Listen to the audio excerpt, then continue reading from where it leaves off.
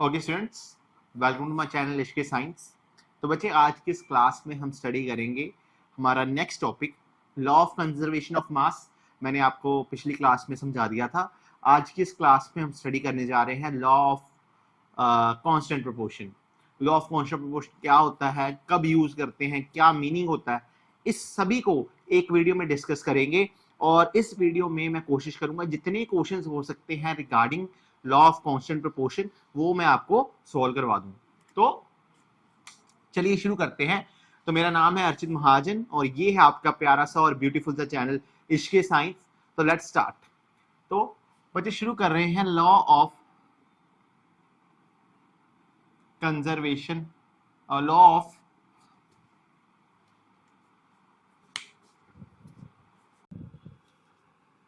तो देखिए शुरू करते हैं law of constant proportion. Law of constant proportion, जो लॉ है कांस्टेंट प्रोपोर्शन का बच्चे वो जेएल प्राउस्ट ने दिया था हमें। ठीक है, तो this law was given by JL Proust. तो मैं लिख देता हूं कि this law was given by JL Proust. तो जेएल प्राउस्ट सर थे, उन्होंने ये लॉ दिया था।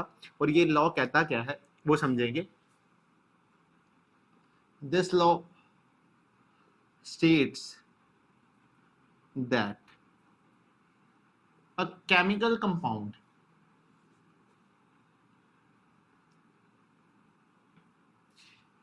ये लॉ क्या कहता है, कोई भी एक केमिकल कंपाउंड है, ठीक है, a chemical compound is always formed from same elements combined in a fixed ratio। तो पहले इतनी लाइन का मतलब समझेंगे, फिर इसकी डिडक्शंस करेंगे। तो वो कह रहा है कि कोई भी आपके पास केमिकल कंपाउंड है तो वो एक ही तरीकों के एलिमेंट से बना होगा और उनमें जो एलिमेंट्स कंबाइन किए होंगे एक फिक्स्ड रेशियो में कंबाइन किए होंगे। सर इसको आप एक एग्जांपल से समझा सको तो अच्छा रहेगा, तो मैं एक एग्जांपल से समझाता हूं। फॉर एग्जांपल, हमारे पास एक केमिकल कंपाउंड है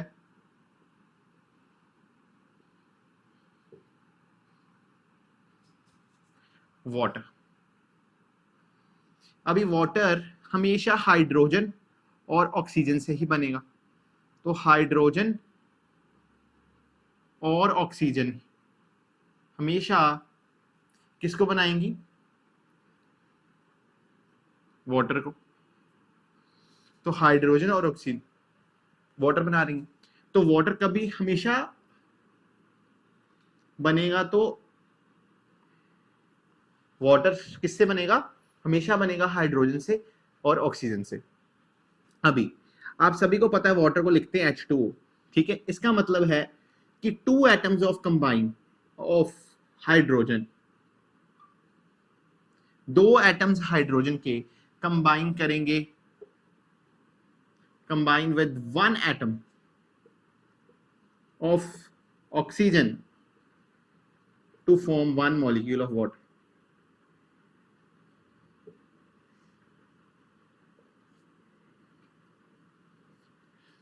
तो दो हाइड्रोजन एटम हमेशा एक ऑक्सीजन एटम से अगर कंबाइन करते हैं तभी वाटर बनेगा। तो देखिए यहां से अपन को लॉ ऑफ कांस्टेंट प्रोपोर्शन समझ आ गया। लॉ ऑफ कांस्टेंट प्रोपोर्शन कहता क्या है कि एक केमिकल कंपाउंड हमेशा किससे बनेगा, सेम एलिमेंट से। तो वाटर हमेशा किससे बनेगा, हाइड्रोजन से और ऑक्सीजन से। ठीक है, आप वाटर को बनाना चाहते हो और आपके पास हाइड्रोजन नहीं है तो कभी वाटर बन नहीं सकता, आपके पास ऑक्सीजन नहीं है तो कभी वाटर बन नहीं सकता। तो कभी भी अगर कोई केमिकल कंपाउंड आपको बनाना है तो उसके लिए एक पर्टिकुलर एटम्स ही रिक्वायर्ड है। कार्बन डाइऑक्साइड बनानी है तो कार्बन और ऑक्सीजन ही चाहिए होगा, ठीक है। तो कोई केमिकल कंपाउंड तैयार करना है उसके लिए एक पर्टिकुलर एटम्स होते हैं और उन पर्टिकुलर एटम्स को एक फिक्स्ड रेशियो में जब कंबाइन करते हैं तभी हमारे पास वो वाला केमिकल कंपाउंड आता है। फॉर एग्जांपल मैंने दी वाटर, तो वाटर में हमें पता है कि जो बेस एलिमेंट्स हैं हमेशा क्या होंगे, हाइड्रोजन और ऑक्सीजन, ठीक है, तो हाइड्रोजन और ऑक्सीजन कंबाइन करेंगे तभी वाटर बन सकता है। आपके पास सल्फर दिया जाए, कार्बन दिया जाए, उससे वाटर नहीं बन सकता। तो वाटर बनाने के लिए आपको हाइड्रोजन चाहिए, ऑक्सीजन चाहिए, तो सेम एलिमेंट। ठीक है, ठीक है। और ये फिक्स रेशियो, मतलब इनकी रेशियो दो एटम, जब एक एटम, दो एटम हाइड्रोजन के जब एक एटम के साथ जुड़ेंगे ऑक्सीजन के, तभी वाटर बना पाएंगे। इसकी एग्जांपल और मैं देता हूं आपको, ये लीजिए हाइड्रोजन पेरोक्साइड H2O2, इसमें दो हाइड्रोजन एटम कंबाइन कर रहे हैं। तो हाइड्रोजन पेरोक्साइड बनानी है अगर, तो हाइड्रोजन ही चाहिए होगा और ऑक्सीजन ही चाहिए होगा। ठीक है, लेकिन इन दोनों में फर्क क्या है, वाटर और हाइड्रोजन पेरोक्साइड में? इसमें दो एटम्स हाइड्रोजन के कंबाइन करते हैं बच्चे दो एटम्स ऑफ ऑक्सीजन के साथ। तो अगर मेरे को वाटर चाहिए होगा तो एक हाइड्रोजन, दो हाइड्रोजन एटम एक से कंबाइन करेंगे, एक ऑक्सीजन एटम से कंबाइन करेंगे, तो यहाँ पर रेशियो, एटॉमिक रेशियो कितनी आएगी, 2:1। और मेरे को अगर हाइड्रोजन पेरोक्साइड चाहिए होगा तो दो हाइड्रोजन दो ऑक्सीजन से कंबाइन करेंगे, तो यहाँ पर जो एटॉमिक रेशियो आएगी वो आएगी 1:1। तो लॉ ऑफ कांस्टेंट प्रोपोर्शन ने हमें इतना समझाया कि कभी भी कोई केमिकल कंपाउंड बनेगा तो उसको बनाने के लिए एक पर्टिकुलर एटम्स या एलिमेंट्स रिक्वायर्ड होते हैं। उन एलिमेंट्स में वो केमिकल कंपाउंड बनाने के लिए वो एटम्स भी आगे एक फिक्स रेशियो में कंबाइन करते हैं। देखिए, अगर वाटर बनाना है तो आपको 2:1 रेशियो चाहिए, एटॉमिक रेशियो, और अगर आपको हाइड्रोजन पेरोक्साइड बनानी है तो 1:1 चाहिए। तो अपन कंक्लूड करके लिख सकते हैं कि कभी भी जब कोई केमिकल कंपाउंड बनेगा तो उसके लिए एक पर्टिकुलर एटम्स होंगे, वो भी पर्टिकुलरली एक फिक्स रेशियो में कंबाइन करेंगे उस केमिकल कंपाउंड को तैयार करने के लिए। ठीक है, तो मेरे को लगता है तुम्हें इतनी बात समझ लग गई होगी। अभी कभी कभी क्या होता है, बुक्स में मास रेशियो गिवन होती है। तो जैसे वाटर के केस में बात करें तो यहाँ पर हाइड्रोजन के वेट मास कितना होगा 2 और ऑक्सीजन का कितना होगा 16। तो यहाँ पर मास रेशियो 1:8 आएगी, और हाइड्रोजन पेरोक्साइड की 2:32, तो यहाँ पर मास रेशियो 1:32 आएगी। तो बुक्स में लिखा होता है कि 1 पार्ट ऑफ हाइड्रोजन, हाइड्रोजन का एक हिस्सा कंबाइन करता है, combine with 8 parts of oxygen, then 1 molecule of water is formed। एक पानी का मॉलिक्यूल बनेगा। ठीक है, शायद H2O2 आपको विजिबल ना हो, हाँ H2O2 आपको विजिबल नहीं है, तो यहां पर समझ लेते हैं। तो H2O2 की जो मास रेशियो आएगी, देखिए दो हाइड्रोजन एटम, ठीक है, तो उनका मास 2 आ गया, क्योंकि हाइड्रोजन का एटॉमिक मास 1 होता है और ऑक्सीजन का 16 होता है, तो 2 × 32। तो इसकी जो मास रेशियो बनेगी वो होगी 1:16। तो इसमें जो हाइड्रोजन का एक पार्ट जब 16 पार्ट ऑफ ऑक्सीजन से कंबाइन करेगा तभी हाइड्रोजन पेरोक्साइड बनाएगा।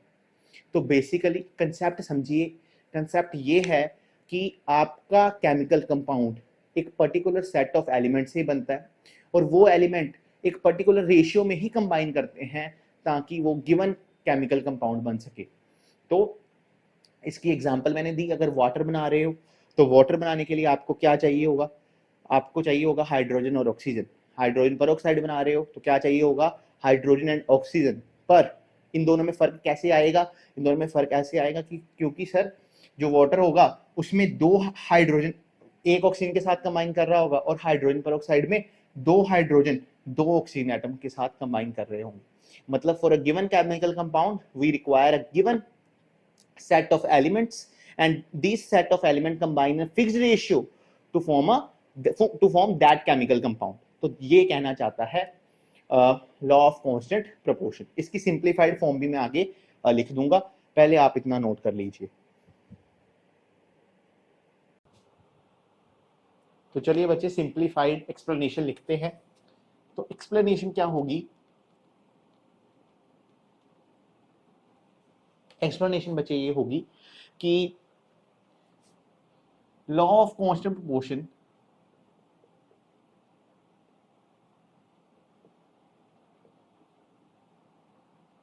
ये बता रहा है, states that to form a particular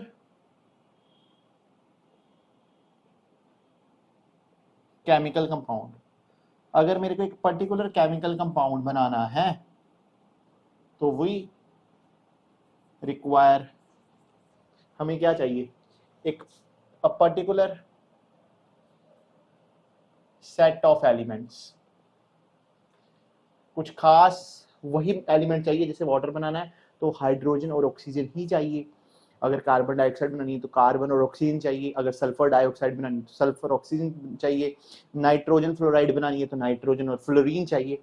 ठीक है, विच कंबाइन, एक फिक्स रेशियो में कंबाइन करते हैं, विच कंबाइन ना fix ratio two give that particular compound. तो उस पर्टिकुलर कंपाउंड को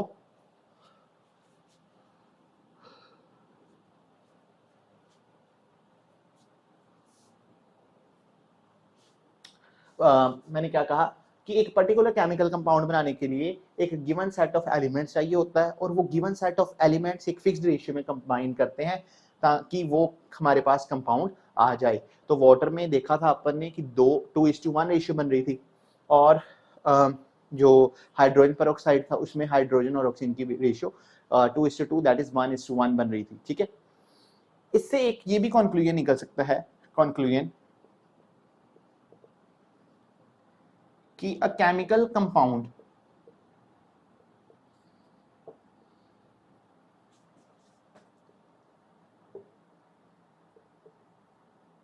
कॉम्पोजिशन रिमेन्स फिक्स्ड। तो एक केमिकल कंपाउंड की कॉम्पोजिशन हमेशा क्या रहेगी, फिक्स्ड रहेगी। तो अगर केमिकल कंपाउंड की कॉम्पोजिशन फिक्स्ड रहेगी तो so it must not depend upon source of chemical compound. ये कभी भी डिपेंड नहीं करेगा कि केमिकल कंपाउंड का सोर्स क्या है या फिर किस मेथड से बनाया गया, method of preparation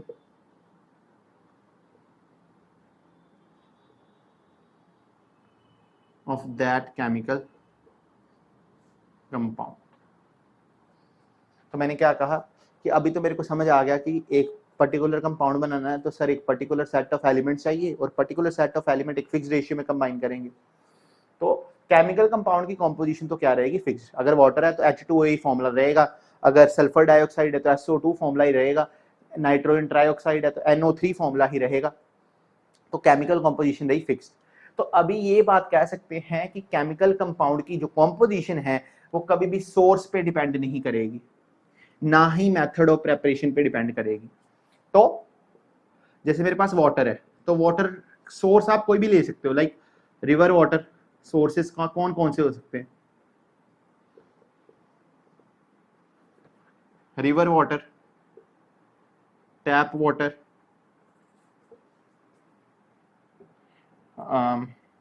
rain water. तो देखो डिफरेंट सोर्सेज ऑफ वाटर लिए मैंने। ठीक है, अभी डिफरेंट सोर्सेज ऑफ वाटर ये, पर वाटर की जो केमिकल कॉम्पोजिशन होगी वो H2O ही रहेगी। सिमिलरली अपन एक मेथड्स ऑफ प्रेपरेशन की एग्जांपल ले लेंगे।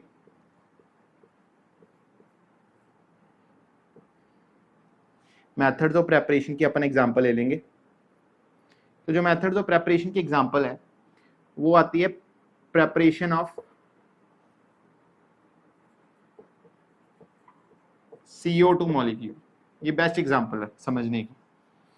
तो कार्बन डाइऑक्साइड को अपन कितने डिफरेंट तरीकों से बना सकते हैं। पहला, हीटिंग ऑफ कैल्शियम कार्बोनेट।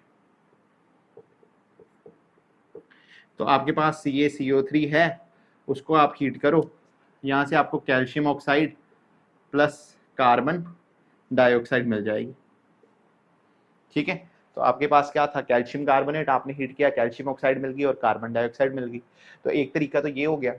अभी दूसरा, ट्रीटमेंट ऑफ कैल्शियम कार्बोनेट की अगर आप ट्रीटमेंट कराओ HCl के साथ, तो कैल्शियम कार्बोनेट होता है बच्चे CaCO3, आप उसके साथ HCl के साथ रिएक्ट कराओ तो आपको पता यहाँ से मिल जाएगा Ca, कैल्शियम क्लोराइड मिल जाएगी, ठीक है, एक कार्बन डाइऑक्साइड मॉलिक्यूल मिल जाएगा, एक H2O मिल जाएगा, ठीक है। अभी थर्ड जो है वो है हीटिंग ऑफ सोडियम बाइकार्बोनेट। तो आपके पास सोडियम बाइकार्बोनेट है NaHCO3, तो सोडियम बाइकार्बोनेट है, इसको आपने गर्म किया तो आपके पास क्या हुआ, आपको मिल गया Na2CO3, ठीक है, और आपको मिल गई एक कार्बन डाइऑक्साइड प्लस एक आपको मिल गया वाटर मॉलिक्यूल, तो ये इक्वेशन बन गई। अभी देखो तीनों तरीके डिफरेंट डिफरेंट है कार्बन डाइऑक्साइड को लेके आने के लिए या कार्बन डाइऑक्साइड को बनाने के। अभी ये तीनों डिफरेंट मेथड हैं, पर इन सभी में जो मेन एलिमेंट्स हैं कार्बन डाइऑक्साइड को बनाने के लिए वो कार्बन और ऑक्सीजन ही रहा, और उनकी फिक्स्ड रेशियो रही, दैट इज एक कार्बन और ऑक्सीजन की अगर एटॉमिक रेशियो की बात करें तो एक कार्बन 2 ऑक्सीजन एटम से कंबाइन किया, और मास रेशियो की बात करें तो मास रेशियो सर ये निकलती है कि कार्बन का बार 12 होता है, ऑक्सीजन का सर 16 होता है, तो 2 से 32 आ जाएगा। इसको अपन सिंप्लीफाई करके लिख सकते हैं 3:8, क्योंकि 4 3 12 एंड 4 8 32। तो यहां से कह सकते हैं 3 पार्ट्स कार्बन के कंबाइन करेंगे 8 पार्ट्स ऑफ ऑक्सीजन के साथ। तो ये मेरे को लगता है तुम्हें समझ लग गई कि अपन ने समझा लॉ ऑफ कांस्टेंट प्रोपोर्शन, वो बता रहा था सर, सिंपल सी बात बता रहा था मैं कि कोई केमिकल कंपाउंड को बनाने के लिए कोई पर्टिकुलर सेट ऑफ एलिमेंट्स चाहिए, उन पर्टिकुलर सेट्स ऑफ एलिमेंट की हमेशा वो एक फिक्स रेशियो में कंबाइन करेंगे उस एलिमेंट उस कंपाउंड को बनाने के लिए, ठीक है। अब इससे कंक्लूजन ड्रॉ हुई कि केमिकल कॉम्पोजिशन तो चेंज करेगी नहीं सर उस पर्टिकुलर केमिकल कंपाउंड की, तो सोर्स पे तो डिपेंड ही नहीं करता आप कहाँ से ले रहे हो केमिकल कंपाउंड, ना ही मेथड ऑफ प्रेपरेशन से डिपेंड करता है। तो ये सोर्स की एग्जांपल होगी और ये मेथड ऑफ प्रेपरेशन की एग्जांपल होगी। अब इसकी और कंक्लूजन्स हैं वो अपन नेक्स्ट डिस्कस करते हैं, अगर आप इसको नोट करना चाहते हो तो नोट कर लो। बच्चे एक बहुत इंपॉर्टेंट क्वेश्चन है कि law of constant proportion creates distinction between two chemical compound। जो लॉ ऑफ कांस्टेंट प्रोपोर्शन है वो डिफरेंशिएट करता है दो डिफरेंट केमिकल कंपाउंड को, ठीक है। इस स्टेटमेंट को जस्टिफाई के लिए, जस्टिफाई द अबव स्टेटमेंट, ये क्वेश्चन पूछा जाता है। तो देखिए इस क्वेश्चन को कैसे करेंगे। लॉ ऑफ कांस्टेंट प्रोपोर्शन कहता है कि in order to make a particular chemical compound, अगर मेरे को कोई केमिकल कंपाउंड बनाना है,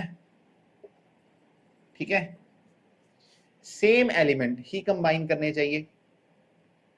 सेम एलिमेंट से मेरा मतलब है एक गिवन सेट ऑफ एलिमेंट्स, ठीक है, वही कंबाइन करेंगे। Element combines in a fixed ratio, ठीक है। तो अगर मेरे को एक पर्टिकुलर केमिकल कंपाउंड बनाना है तो मेरे को जो कंबाइनिंग एटम्स हैं एक फिक्स्ड रेशियो में चाहिए। अगर रेशियो चेंज की, एज द रेशियो चेंजेस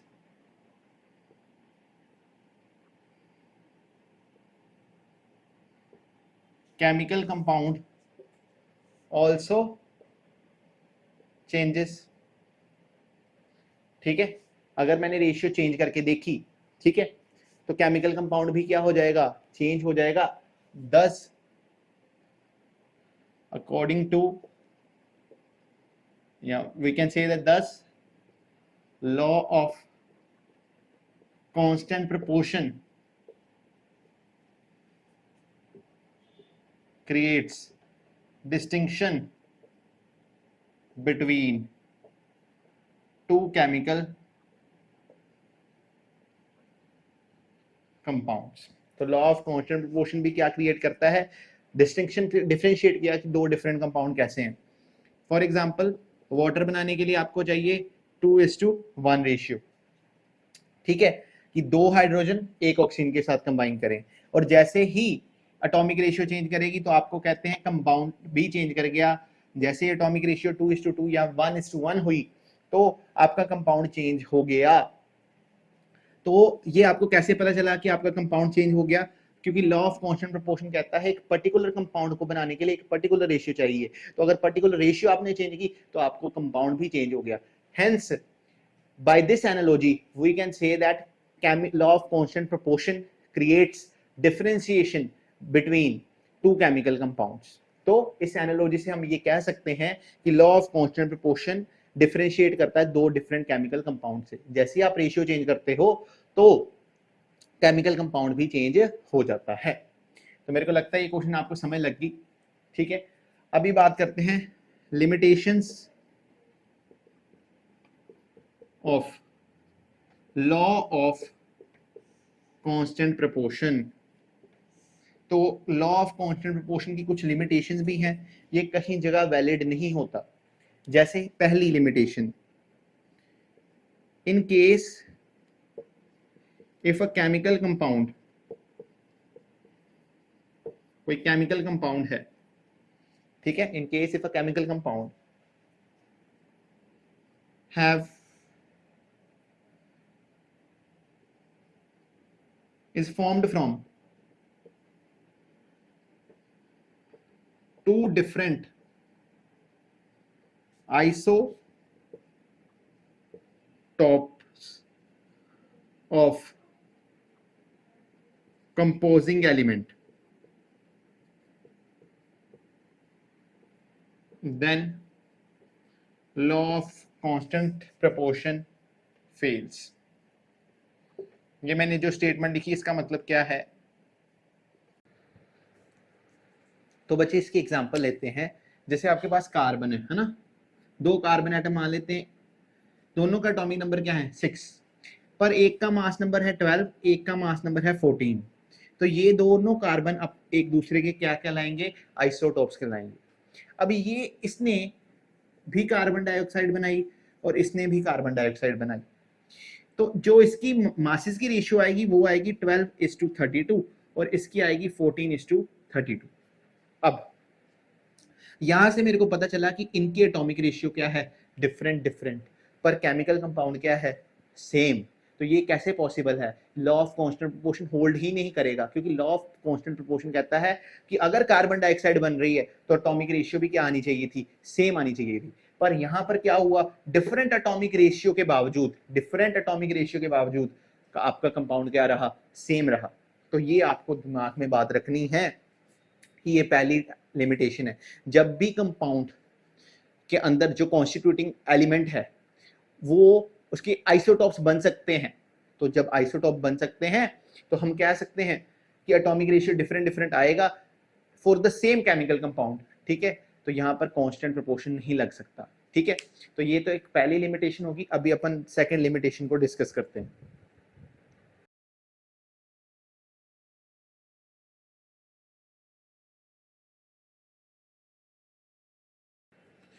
जो बच्चे सेकंड लिमिटेशन है वो ये है, अभी जो लिमिटेशन पढ़ के आए उसमें क्या था कि जो एटॉमिक रेशियो थी डिफरेंट थी, केमिकल कंपाउंड सेम था। लेकिन ये भी हो सकता है एटॉमिक रेशियो सेम हो और केमिकल कंपाउंड डिफरेंट हो जाए, तो ये भी हो सकता है, ये भी सेकंड लिमिटेशन है। तो इफ या फिर we can say that there are some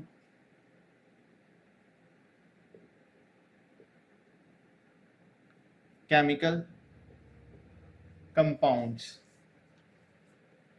whose mass ratio is same. कुछ केमिकल कंपाउंड ऐसे हैं जिनकी मास रेशियो सेम है बट दे आर डिफरेंट, वो केमिकल कंपाउंड अलग हैं। फॉर एग्जाम्पल सबसे पहली बात करेंगे C2H5OH की। ये बच्चे इथेनॉल होती है, अल्कोहल है ये एक, दिस इज अल्कोहल। तो जो इथेनॉल है बच्चे वो हो जाएगी, अभी देखो यहाँ पर कार्बन 2 है तो मास कितना हो जाएगा 24, हाइड्रोजन 5 ये और 1 ये, तो ये हाइड्रोजन हो गए 6, और यहाँ पर क्या आएगा ऑक्सीजन दैट इज 16। ठीक है, तो यहाँ पर जो सिंपलेस्ट रेशियो बनेगी वो आएगी 12:3:8। ठीक है, कटिंग करने के बाद अब हमारे पास एक कंपाउंड होता है CH3OCH3, इसे हम मिथॉक्सी मीथेन भी कहते हैं। ये कंपाउंड एक ईथर है, इसको आपको याद रखने की जरूरत नहीं है कि हाँ भी ये क्या कहलाता है, बस आपको पता होना चाहिए। अब CH3OCH3 की बात कर रहे हैं तो कार्बन यहाँ पर भी 2 हैं, तो यहाँ पर मास कितना आ जाएगा 24, हाइड्रोजन 3 ये 3 ये, तो हाइड्रोजन भी 6 है, और ऑक्सीजन 1 तो 16, तो यहाँ पर एटॉमिक रेशियो भी क्या आ गई सेम। तो यहाँ पर एटॉमिक रेशियो दोनों की क्या है same but the compound are different.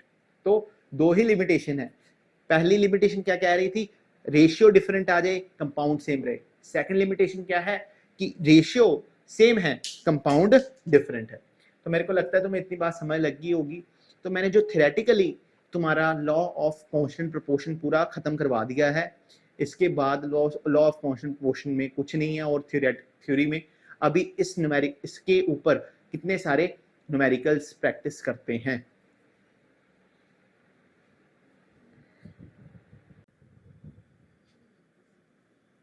तो ओके स्टूडेंट्स, अभी हमने देख लिया कि क्या है लॉ ऑफ कांस्टेंट प्रोपोर्शन। तो लॉ ऑफ कांस्टेंट प्रोपोर्शन पे कैसे न्यूमेरिकल्स आते हैं अभी उसको समझते हैं। तो we are going to discuss numericals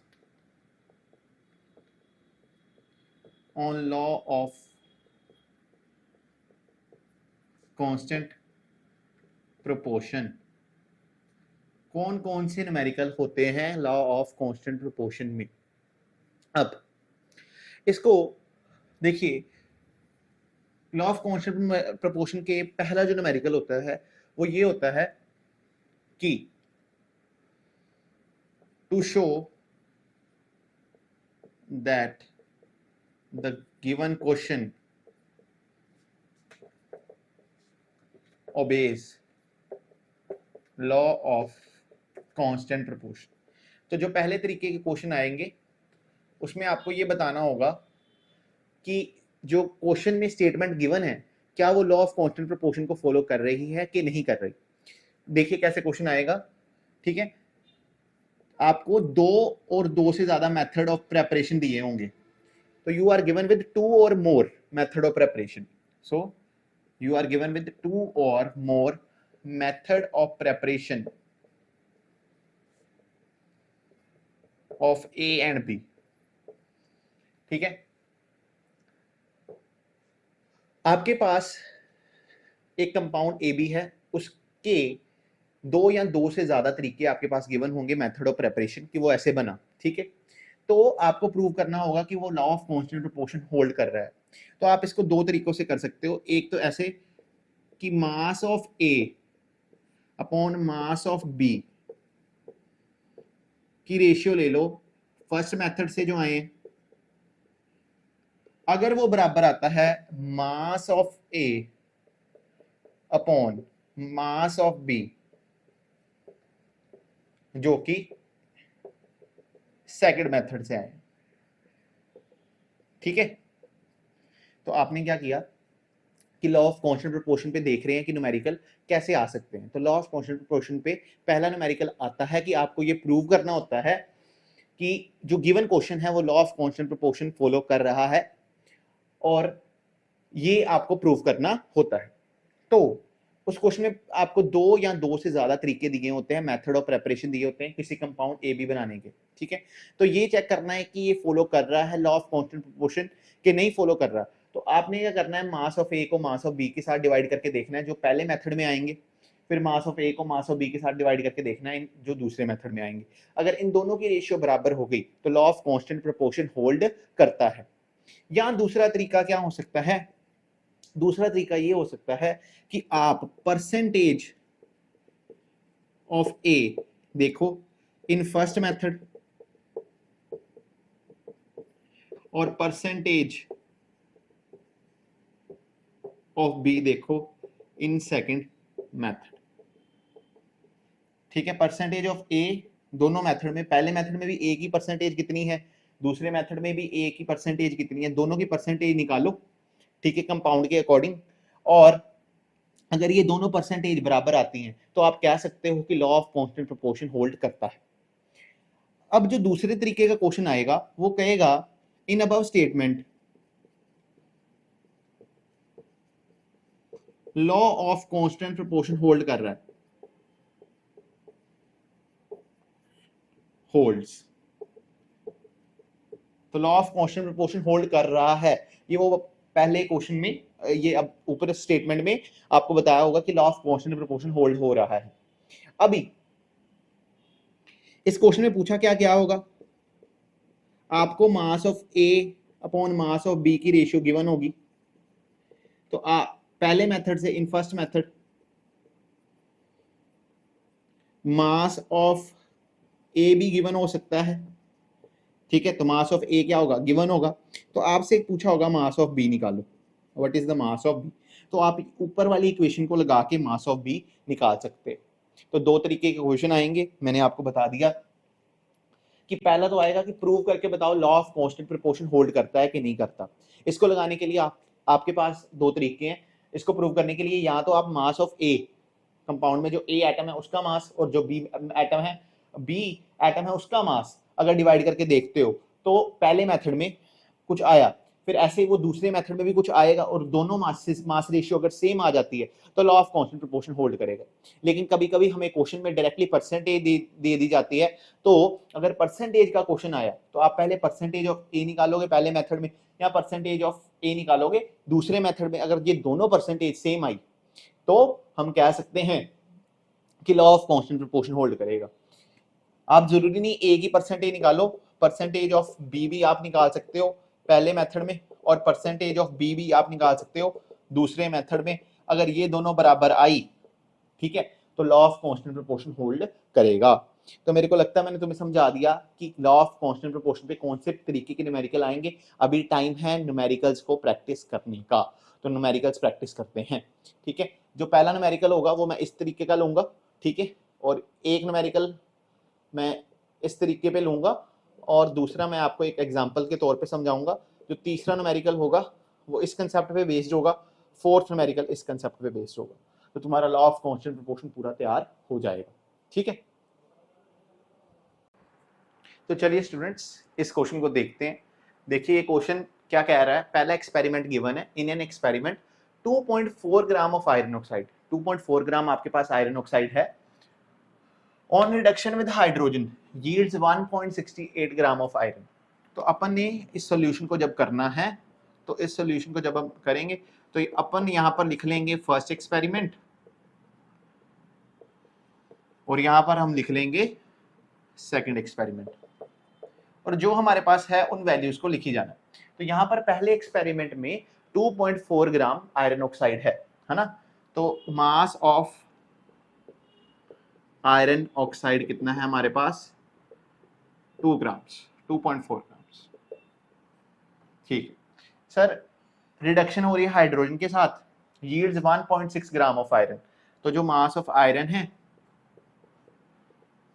वो आ जाएगा 1.68 ग्राम। ठीक है, पहले अपन गिवन इंफॉर्मेशन ही नोट करते हैं। दूसरे एक्सपेरिमेंट में क्या है कि सर 2.9 ग्राम आयरन ऑक्साइड है, तो मास ऑफ आयरन ऑक्साइड कितना हो गया sir 2.9 gram. Give 2.03 gram of iron, तो मास ऑफ आयरन कितना हो गया 2.03। ठीक है, अब हमें पूछा गया है कि show that the above shows laws of show that the above data illustrate law of constant proportion. ये वाला जो गिवन डाटा है ये law of constant proportion hold करता है। तो ये देखो जो आयरन ऑक्साइड बनी है उसमें आयरन भी होगी और ऑक्सीजन भी होगी, ठीक है।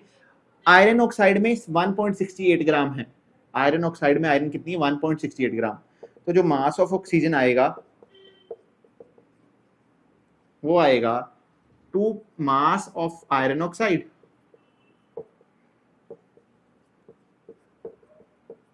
Minus mass of oxygen, mass of iron.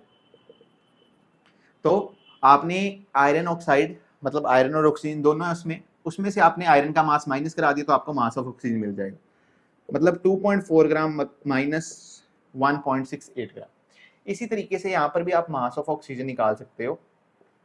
यहाँ पर जो मास ऑफ ऑक्सीजन आएगा वो आएगा mass of iron oxide minus mass of iron. तो mass of iron oxide minus mass of iron. Iron oxide का भार है 2.9 ग्राम और आयरन ऑक्साइड का है 2.03 ग्राम। तो अगर अपन इसको सॉल्व करें तो 2.4 माइनस 1.68, तो ये जो वैल्यू आई वो आई 0.72 ग्राम और 2.9 माइनस 2.03 0.87 ग्राम्स, ठीक है। अभी सर हमें कॉन्स्टिट्यूटिंग एलिमेंट्स पता चल गए, ये हमारा ए हो गया और ये हमारा ऑक्सीजन क्या हो गया बी हो गया, ये हमारा ए हो गया और ये हमारा बी हो गया। सर आपने पहले जब पिछली स्लाइड में देखा बताया था कि मास रेशियो अगर इन दोनों की बराबर आ जाती है तो हम कह सकते हैं कि ये law of constant proportion hold करते हैं। तो अभी इसकी मास की रेशियो और इसके मास की रेशियो निकालते हैं। तो यहाँ पर आएगा मास ऑफ आयरन, तो ये बच्चे मासेस आ गए, ठीक है। मास ऑफ ऑक्सीजन, अभी आपको पिछला कंसेप्ट पढ़ाया था कि आपको दोनों की रेशियो लेनी है, mass of iron upon mass of oxygen. तो जो आयरन का मास है वो है बच्चे 1.68 और यहाँ पर ऑक्सीजन का मास है 0.72। इनको सॉल्व करोगे तो बच्चे आंसर आएगा 2.33 ग्राम, ठीक है। अभी इसी क्वेश्चन को लो, इसमें से देखो मास ऑफ आयरन और नीचे लिख देंगे मास ऑफ ऑक्सीजन। तो जो आयरन है वो कितना है 2.03 और ये है 0.87। तो आप इसको सॉल्व करेंगे जब तो आंसर आएगा 2.33 ग्राम। तो मास रेशियो दोनों की क्या आ गई सेम आ गई। तो जब मास रेशियो दोनों की सेम आ गई तो हम कह सकते हैं ये फॉलो कर रहे हैं लॉ ऑफ कांस्टेंट प्रोपोर्शन। तो इस तरीके का न्यूमेरिकल एक और करते हैं, फिर अपन दूसरी तरीके के न्यूमेरिकल पे चलते हैं।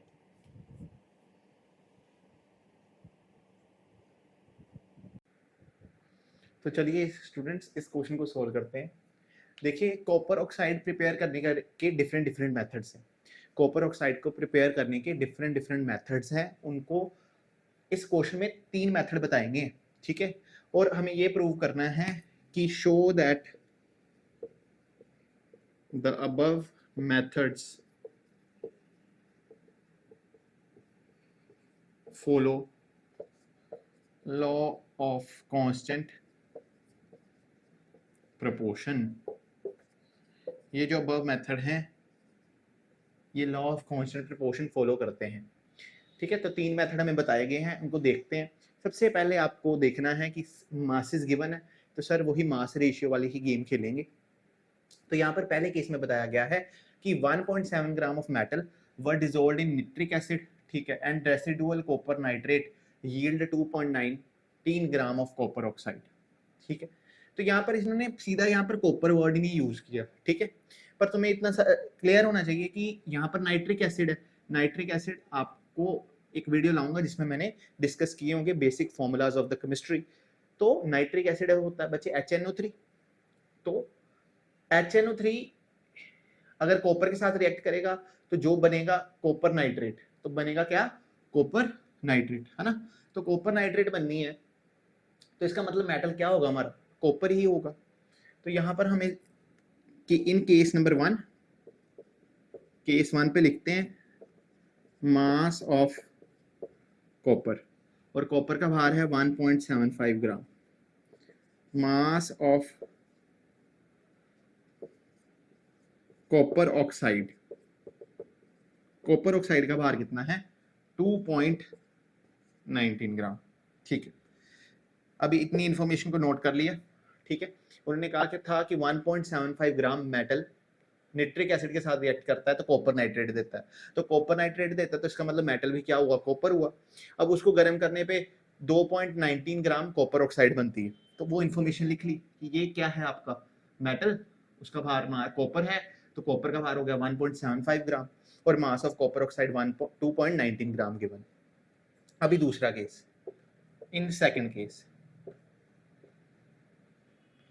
केस में बचे 1.14 gram of metal dissolved in nitric acid were precipitated as copper hydroxide. तो 1.14 ग्राम मेटल का कॉपर हाइड्रोक्साइड की फॉर्म में आया है। तो यार मेटल तो आपका क्या होगा, कॉपर। तो मास ऑफ मेटल कितना होगा, मास ऑफ कॉपर कितना होगा इस केस में हमारा 1.14 ग्राम। ठीक है, मास ऑफ कॉपर कितना होगा 1.14 ग्राम होगा।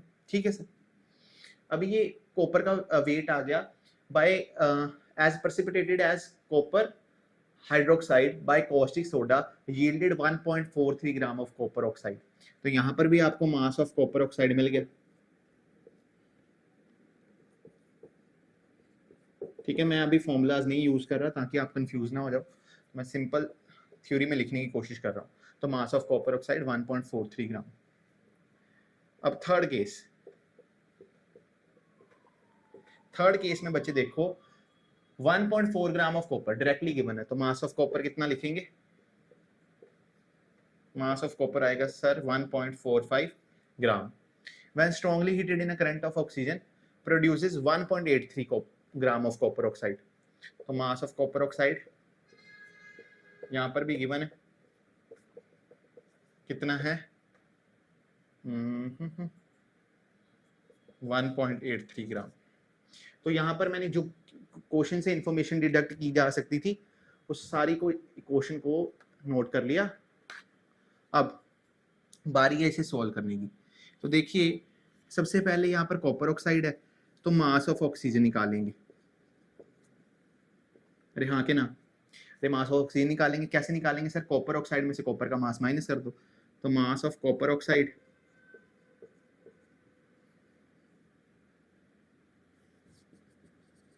Minus mass of copper. Similarly here this formula is applicable here. तो मास ऑफ किसका निकालना है, ऑक्सीजन का। तो mass of copper oxide minus mass of copper, mass of oxygen निकालना है इधर भी, तो वही condition mass of copper oxide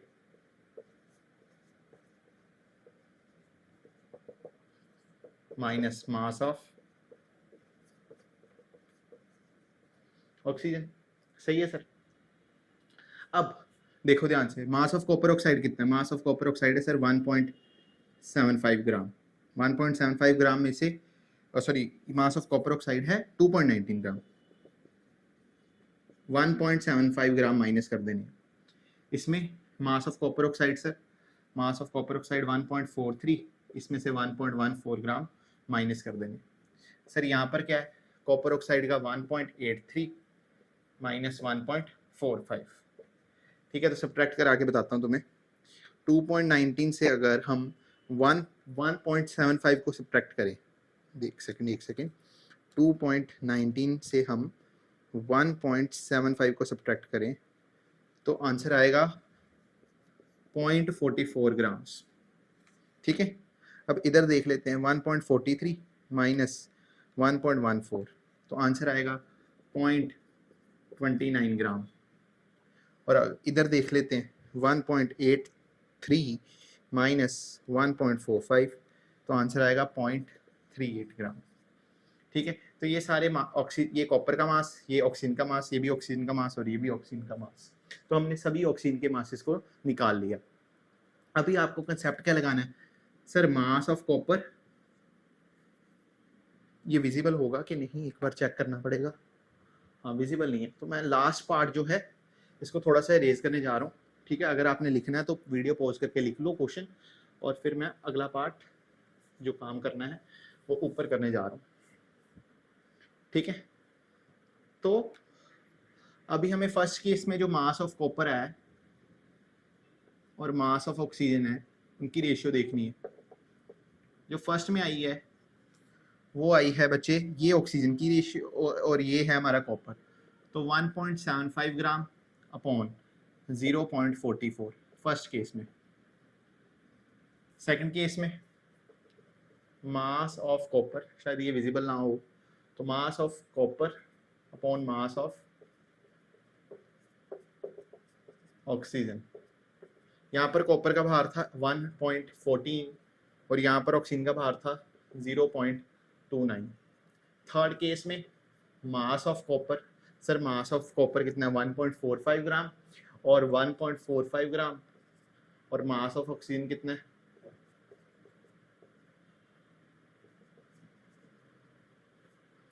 mass of oxygen है सर 0.38 ग्राम। तो आप इसकी रेशियो लेके देखो। तो जब मैं 1.75 की रेशियो लेता हूँ 0.44 से, तो मेरा आंसर आता है 3.97। और जब मैं 1.14 की रेशियो लेता हूँ 0.29 से, तब भी मेरा आंसर आता है 3.97। और जब मैं 1.45 की रेशियो लेता हूँ 1.45 की रेशियो लेता हूँ 0.38 से, तब हमारा आंसर आता है 3. जैसे सेकंड फिर से करना पड़ेगा। 1.45 की रेशियो लेनी है, यही है मास ऑफ कॉपर, और ऑक्सीजन का मास है 0.38।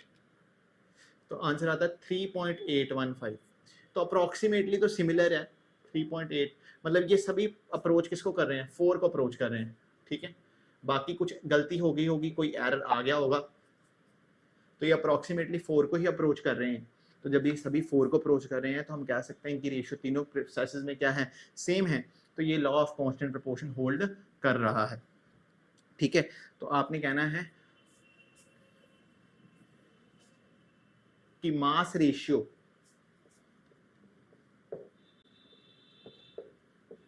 of copper upon mass of ratio of oxygen is equal to 4 in each case, approximately equal to 4 in each case, ठीक है। Thus law of constant proportion is followed, constant proportion follow हो रहा है, ठीक है। तो मेरे को लगता है तुम्हें इतनी समझ लग गई होगी। अगर तुमने इसको नोट करना है तो तुम नोट कर लो, फिर अपन चलते हैं नेक्स्ट क्वेश्चन की तरफ।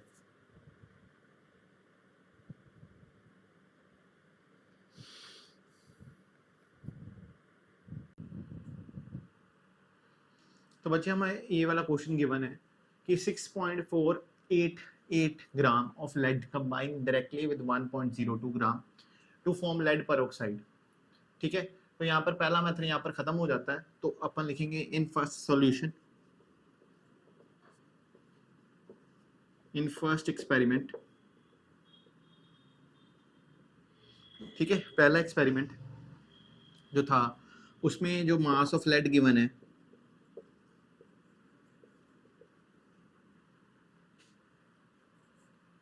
वो है 6.488 ग्राम्स। तो जो मास ऑफ ऑक्सीजन गिवन है वो है 1.022 ग्राम। अभी जो दूसरा एक्सपेरिमेंट है, lead peroxide is also produced by heating lead nitrate. तो कहते हैं लेड नाइट्रेट को आप हीट कर लो तब भी लेड ऑक्साइड बन जाएगी, लेड पेरोक्साइड बन जाएगी। लेकिन it was found that the percentage of oxygen, इस बार यहाँ पर सेकंड एक्सपेरिमेंट में हमारे हमें इस बार परसेंटेज ऑफ ऑक्सीजन दे दी गई, परसेंटेज ऑफ ऑक्सीजन सीधा 13.38% दे दी गई। तो हमें पूछा गया क्या पूछा गया हमसे कि law of constant proportion is valid here, show that. ठीक है, कि law of constant proportion valid है। तो मैंने कहा था आपको कि क्वेश्चंस परसेंटेज वाले कंसेप्ट पे भी आते हैं, तो अभी आपको क्या करना है, उस कंसेप्ट को according percentage of A in first experiment must be equal to percentage of B in second experiment. तो जो ऑक्सीजन की परसेंटेज है, ठीक है, किस एक्सपेरिमेंट में, सेकंड एक्सपेरिमेंट में, अगर वो परसेंटेज ऑफ ऑक्सीजन के बराबर आ जाती है पहले एक्सपेरिमेंट में, तो law of constant proportion hold कर जाएगा। मतलब अभी मेरे को सोचना चाहिए, अभी मास रेशियो में गेम नहीं खेलेंगे, अभी गेम जो खेलेंगे वो अपन परसेंटेज में खेलेंगे, और परसेंटेज हम इसकी निकालेंगे। तो पहले अपन मास ऑफ लेड पेरोक्साइड निकाल लेते हैं, लेड पेरोक्साइड का मास।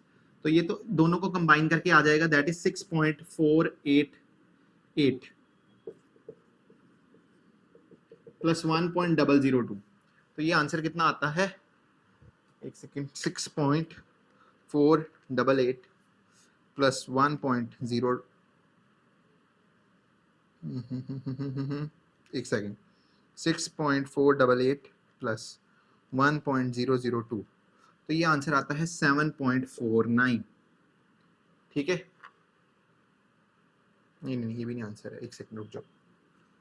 तो यहाँ पर कितना आंसर आएगा, 6.488 प्लस 1.002, ये आंसर आएगा 7.49। ठीक कर रहा था मैं।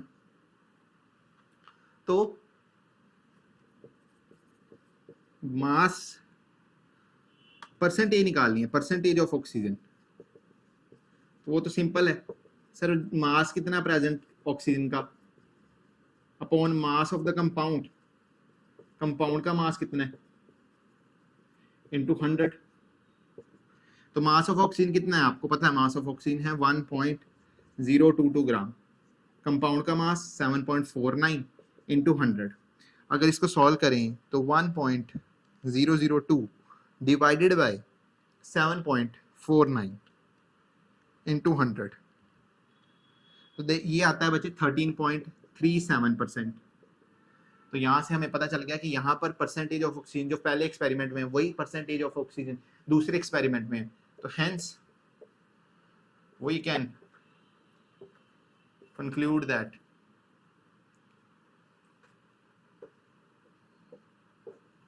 लॉ ऑफ कांस्टेंट प्रोपोर्शन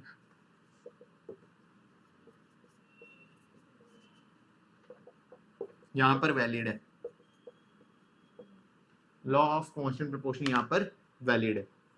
तो मेरे को लगता होगा तुम्हें समझ लग गई, क्या समझ लगी कि सर जब मास वाले क्वेश्चन आएंगे तो लॉ ऑफ कांस्टेंट प्रोपोर्शन कैसे प्रूव करेंगे, मास की रेशियो लेंगे पहले एक्सपेरिमेंट के लिए और दूसरे एक्सपेरिमेंट के लिए, अगर रेशियो सेम आ जाएगी तो हम कहेंगे law of constant proportion hold करता है। पर अगर आपको किसी भी एक कंपाउंड की परसेंटेज गिवन कर दी, तो आपने क्या करना है, परसेंटेज ऑफ फर्स्ट एक्सपेरिमेंट और percentage of that compound in second experiment निकालनी है, और वो दोनों परसेंटेज अगर बराबर आई तभी आप कह सकते हो law of constant proportion hold करेगा।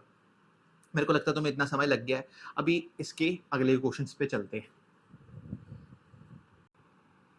तो बच्चे क्वेश्चन ये है कि 2 पॉइंट, अगला तरीके का क्वेश्चन, पिछला आपको प्रूव करना आ गया कि हाँ भी law of constant proportion valid है कि नहीं वैलिड, आपको ये प्रूव करना आ गया, दैट्स कांग्रेचुलेशन कि आप ये सीख चुके हो कि क्या कंसेप्ट है, मास रेशियो को सेम करना है और परसेंटेज को बराबर करना है। ठीक है, ये आपको मेरे को लगता है अगर आपने पूरी वीडियो देखी है तो आपको समझ लग गया होगा। लेकिन मैंने कहा था कि उसके सेकंड पार्ट के भी क्वेश्चन आ सकते हैं, तो जो सेकंड पार्ट के क्वेश्चन होते हैं वो काफ़ी ईजी होते हैं, सेकंड पार्ट के क्वेश्चन काफ़ी ईजी होते हैं, और कैसे इनको सॉल्व करते हैं आइए देखते हैं। इन्होंने कहा 2.85 ग्राम of copper oxide have 1.96 gram of carbon. What is the amount of oxygen required to react with 12 gram of copper? ठीक है, to form copper oxide। पूरा क्वेश्चन ये लिख लेते हैं। तो हमें तो इतनी बात पता है कि mass of copper upon mass of oxygen पहले एक्सपेरिमेंट में बराबर होगा, और मास ऑफ कॉपर और mass of oxygen second case में भी इनकी रेशियो क्या होगी, सेम। इसी कंसेप्ट को यूज करते हुए ये क्वेश्चन आराम से अपन सॉल्व कर सकते हैं। आपको यहाँ पर गिवन है कि 1.96 ग्राम कॉपर है और मास ऑफ ऑक्सीजन आपको चाहिए, तो आप क्या करो कि आप मास ऑफ कॉपर ऑक्साइड में से मास ऑफ ऑक्सीजन को क्या कर दो, माइनस। यहाँ पर कितना मास चाहिए आपको, 12 ग्राम चाहिए, और आप ये ढूंढ रहे हो कि मास ऑफ ऑक्सीजन कितना होगा रिएक्ट करने के लिए। अरे हाँ के ना, मैंने आपको बताया था कि जो दूसरे तरीके के क्वेश्चन आते हैं उसमें पूछा गया होता है कि कितनी अमाउंट को रिएक्ट करने के लिए कितना दूसरा एलिमेंट चाहिए होता है। तो ऐसे क्वेश्चंस को करने के लिए मैंने कहा यही कंसेप्ट लगेगा, ठीक है, mass of A upon mass of B, mass of A upon mass of B, but the experiments are different. तो जो पहला एक्सपेरिमेंट है उसमें 1.96 ग्राम ऑक्सीजन यूज हुई और कॉपर ऑक्साइड की वैल्यू कितनी है 2.85। उसमें से अगर मास ऑफ कॉपर को सब्ट्रैक्ट करा देंगे तो मास ऑफ ऑक्सीजन आ जाएगा। तो यहाँ से मास ऑफ ऑक्सीजन कैसे निकाला, मास of copper oxide minus mass of copper. और दूसरे के लिए हमें चाहिए था कि 12 ग्राम कॉपर को रिएक्ट करने के लिए कितनी ऑक्सीजन चाहिए होगी, तो हमें मास ऑफ ऑक्सीजन चाहिए। अभी 1.96 2.85 में से 1.96 माइनस करेंगे तो क्या आएगा, तो मैं करके देखता हूँ। 2.85 माइनस 1.96, ये तो आ रहा है 0.89, और mass of oxygen mass 12 upon mass of oxygen, तो मेरे को तो मास ऑफ ऑक्सीजन चाहिए ना, मैं इसको इधर भेज देता हूँ। तो मास ऑफ ऑक्सीजन हो जाएगा,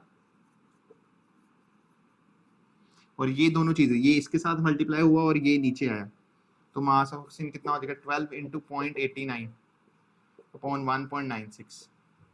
तो इसको सॉल्व कर लेते हैं। 12 इंटू, अच्छी तरह से लिख लेता हूँ, 12 into 0.89 upon 1.96, 12 into 0.89 divided by 1.96, तो यहाँ पर आ गया बच्चे 5.4 ग्राम्स। इतनी ऑक्सीजन आपको चाहिए होगी रिएक्ट कराने के लिए। तो कुछ नहीं है, जब भी ऐसा क्वेश्चन आ जाए, कंपाउंड एक ही है, कॉपर बनी, इसमें भी कॉपर ऑक्साइड थी, ठीक है, और सेकंड स्टेप में भी कॉपर ऑक्साइड बननी है। तो जब सेम ही कंपाउंड तैयार करना है तो दिमाग में ये बात बिठा लो कि लॉ ऑफ कांस्टेंट प्रोपोर्शन लगाना पड़ेगा। और कैसे लगाना पड़ेगा कि आपको दो एलिमेंट्स की जो रेशियो है वो क्या कर देनी चाहिए, सेम कर देनी चाहिए, पहले एक्सपेरिमेंट में और दूसरे एक्सपेरिमेंट में। और आप आराम से दूसरे एक्सपेरिमेंट में जो एटम का मास यूज हुआ है उसको निकाल सकते हो, ठीक है। अपन चलते हैं, एक और क्वेश्चन ऐसा लेते हैं, इजी क्वेश्चन लेंगे, आप खुद सोल्व करना, और फिर अपन अगले क्वेश्चन सोल्व करते हैं। हमें बच्चे अब नेक्स्ट क्वेश्चन करना है। यहाँ पर गिवन है कि 15 ग्राम ऑक्सीजन 12 ग्राम ऑक्सीजन के साथ रिएक्ट करती है। 15 gram sulphur, 15 gram of sulphur, शायद विजिबल ना हो, 15 gram sulphur react with 12 gram of oxygen to form sulphur dioxide, ठीक है। कहते कितना मास सल्फर का रिएक्ट करेगा 32 ग्राम ऑक्सीजन के साथ ताकि सल्फर डाइऑक्साइड बन जाए। अभी कंसेप्ट वही लगेगा, सल्फर डाइऑक्साइड क्या है, दोनों पहले कंपाउंड में भी सल्फर डाइऑक्साइड, अगला कंपाउंड भी सल्फर डाइऑक्साइड, सेम कंपाउंड तैयार कर रहे हैं। तो हमें पता है by law of constant proportion आप लिख सकते हो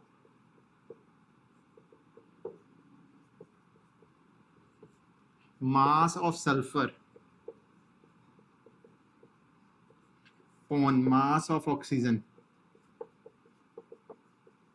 जो पहले एक्सपेरिमेंट में यूज किए, वो बराबर होंगे mass of sulphur upon mass of oxygen के, ठीक है।